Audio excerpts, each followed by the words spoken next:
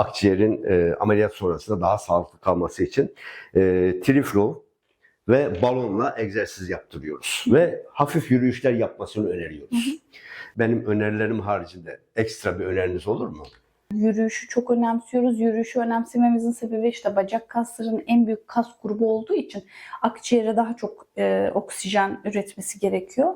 Öksürme manevrasını öğreterek aslında işin içerisine katmamız gerekiyor. Öksüremiyorum, işte diren varsa direnden dolayı ağrı çektiğini söylüyor. Öksürme manevralarında karnımızı sanki içeriye çekiyormuş gibi yapıp akciğerden sadece öksürmemiz gerekir. Öksürdüğümüz zaman karnımızın diye oynamaması gerekir. Çünkü siz o zaman karnınız oynadığı zaman şöyle bir şey yapıyorsunuz. Sekresyonu daha dibe göndermek zorunda kalıyorsunuz. O zaman bizim zaten amacımız sekresyonu çıkartmak tam tersine oluyor. Ondan dolayı hafif karnını içeriye çekerek şeklinde 2 kere arka arkaya yaptırabiliriz. Yani öksürük 2 şekilde, ya nefes alarak öksürmemiz lazım ya nefes vererek öksürmemiz lazım. Nefes verdiğimiz zaman da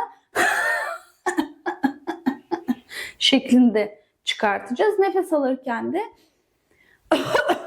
şeklinde öksürmemiz gerekecek ama bu öksürükte şeklinde, yani alt bölgeyi, karın içindeki alt bölgeyi şişirmeden kendimizi içeriye çekip öyle çıkartmak gerekiyor.